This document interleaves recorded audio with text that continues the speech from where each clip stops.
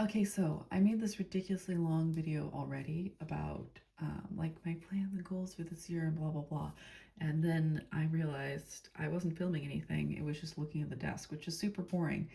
Um anyway, let's start by talking about my arts and crafts plans for this year because that's slightly more interesting. So, as you can see, this guy in the background of all my videos, I would really like to finish this and paint this year.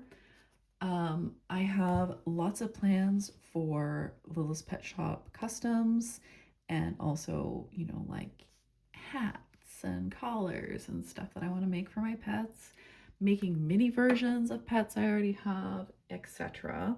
And so I wanted to show a couple of things that I have gotten recently that are involved in all of this art plan stuff. So this is nothing interesting to look at, but I finally got some different kinds of felting needles because I only have like the one kind, and I'm not sure what gauge they are. It's kind of hard to find different gauges or like really small gauges here. So this is my first project so far. It was going to be a little pink deer. I really don't know how to do with the legs. I'm kind of stumped there. I didn't really attach the yarn well enough in the beginning. Not really sure what to do about that, but I'll figure it out anyway. I can show my mood board because I have like the thing that I really want to make on the mood board. Anyway, let's see. And now I'm stuck because I can't close this box again. This is ridiculous. Come on. Okay, well, we'll put that away for later. That's really frustrating. Anyway, I have plans for I would really like to make some horses. There's some really amazing tutorials on Pinterest. I'd really like to make some horses, and I would really like to make like some pets for the Monster High dolls. I'm thinking like a little gargoyle with felt cutout wings, a Pegasus, etc. Anyway, I have plans, right? These guys, I'm not sure what I'm going to do with. I do have some, like, there are some, what would you call it? There are some of short-haired cats, Little's Pet Shop ones that I would like. I'm never going to spend, like $40 on one single pet, and that seems like what the short-haired cats go for here. So, yeah, I don't know. I have some plans for these guys, right? I think because these are like custom bases, I think the real ones are slightly cuter. They're like chubbier or something somehow. But whatever. This will be interesting. I have always wanted to, um, almost as long as I have wanted to do needle felting. I've been interested in needle felting for a very long time. I just haven't really gotten into it because of things like, I don't know, I was afraid of the whole, like, how this is going with the legs. It's not going very well. I'm not really sure what to do. Anyway, I'm really interested in needle felting because of the posability of the finished sculpture. I've done a lot with polymer clay, and then they're like completely hard and kind of fragile. So I really like that idea. I really like the posability idea. So I'm going to keep going with needle felting this year. I have also, for a really long time, wanted to do more customization, like when it comes to ponies or various horses that I have, or Little's Pet Shop. So I don't have specific plans for the cats. I do have very specific plans for this spaniel mold.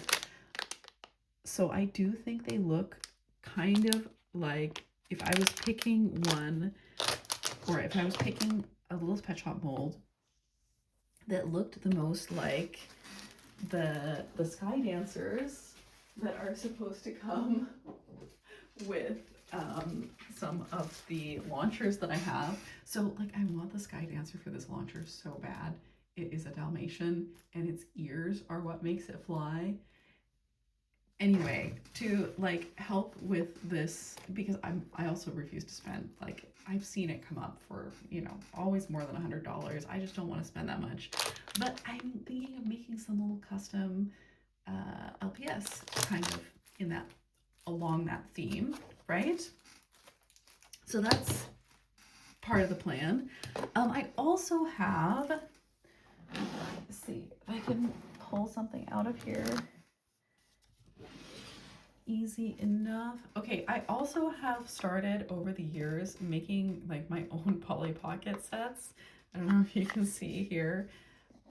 So I would really like to continue those and finish those. I have one kind of inspired by the Sky Dancers here.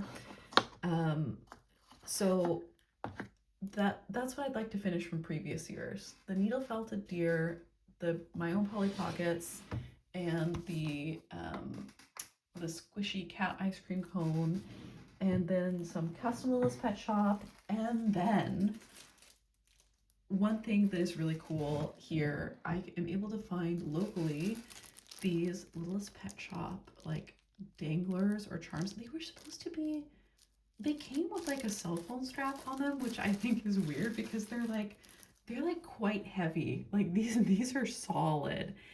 Anyway, I'm thinking about taking molds of these guys and making like miniature LPS sets. Do you know what I mean? Like taking molds of these little guys and then making my own, because I'm really obsessed with the Japanese LPS packaging. I think it's amazing. I think it's so cute, right? Um, so yeah, I have the lizard, the bunny, and the deer. Oh my gosh. So this is part of my wanting to make like mini versions of all my favorite pets. So I love so many of the deer LPS. And you know what? This one, why is this one like tinier? It's on like a smaller scale. This should be even smaller, right? Anyway, I have in the mail the short-haired cat version of these and the Chihuahua. And I have plans.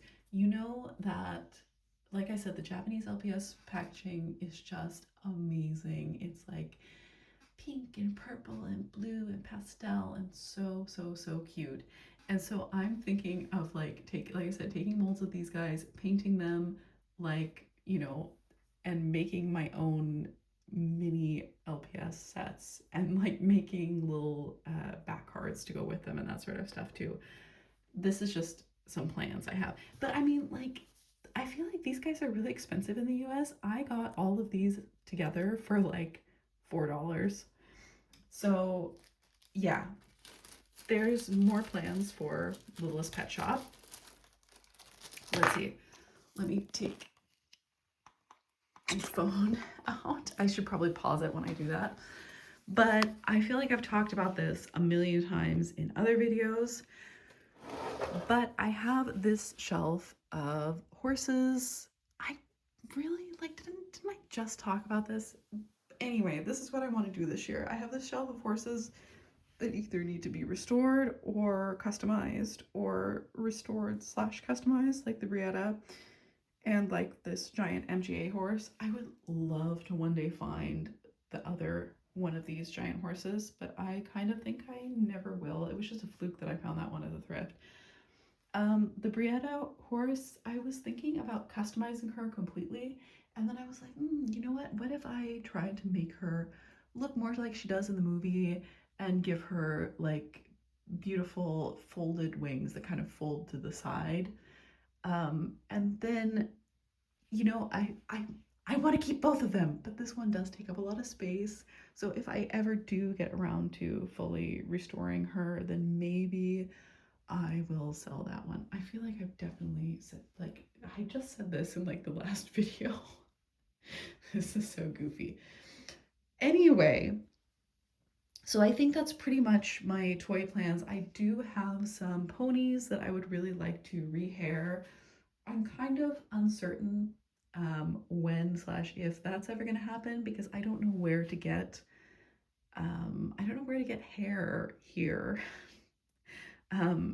because I know that Lau from Lau Sky Painter Toys, she rehairs a lot of ponies, but I think she buys the hair from the US. I'm just like, I'm not really willing. I don't think I'm really willing to do that.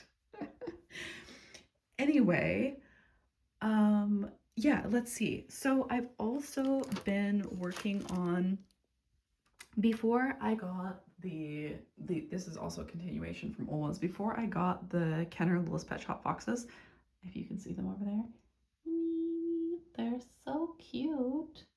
And I have their Hasbro counterpart right there. Anyway, before I got those, I was like, they're so expensive. I'll just make some out of polymer clay. And this was my attempt, which I think I did pretty okay, actually. Then I tried to take a mold of them. You know what? It was pretty much a total failure. And then when taking them out of the mold, I like broke them and messed them up a lot. So I would like to fix them with Milliput. And then I was thinking that this is the little like place I made for them. I was thinking to make them like a, what would you say, like part of the Dazzling Hair Pets line. Like imagine if they had long, colorful, fluffy tails or something and were painted and they were kind of like Arctic foxes, but they were shimmery. I don't know. So I would like to finish those guys. I would like to, I want to take a mold of it so it's clear. I'm still really, like, taking molds of things is so much harder than I thought. I don't know what I was thinking. Anyway, I want to take a mold of this so it's clear so that it can go on the Gloob Fairies set. That one over there, because I remember thinking as a child that I really wish it actually came with this little unicorn instead of it just being a sticker. And I was like, you know what? I can make that as an adult. So that's that project. And then this is supposed to be part of an art doll that has gone nowhere. I have the fabric, I have the wire, I have all the materials. I just haven't gotten there yet. And once again, this is one of those, the fact that the finished product would be posable is really, really appealing to me. So this is like a big version of also the Dazzling Hair Pets, the Kenner Dazzling Waterfall Pets or whatever. So I have that. And then I have this, which is supposed to be like slightly less toxic resin that I bought from the craft store here. I also have some of the regular super toxic resin. I'm like, why? It does feel kind of bad to have this stuff. I mean, I don't like anything that has like these highly flammable warnings on the side of it. I'm like, oh, maybe I shouldn't have this, you know? Anyway, um, yeah, so I think that's pretty much it for my art plans for this year. Of course, there may be some, as I think I've talked about everything, but needle felting, art dolls, and then making, you know, some Littlest Pet Shop accessories and some other toys that are like too expensive for me to buy. I'm looking at you. Those, like these guinea pigs, the Dazzling Hair Pets version. I'm just kind of like, I'm not sure. I don't think I will ever find those. So I might take a mold of those guys too and try to make my own version of them. And yeah, that's pretty much it. And then when it comes to collecting, I am really feeling like I feel like I have enough right now. I feel really pretty done right now. Like I'm really happy with my Littlest Pet Shop collection and everything. There are a couple of pets, and I really do mean a couple, like a handful of them, which I would like to add to my collection. One of them being Chihuahua 96, who I had as a child, and she's not like super rare or expensive. She just never ever shows up here.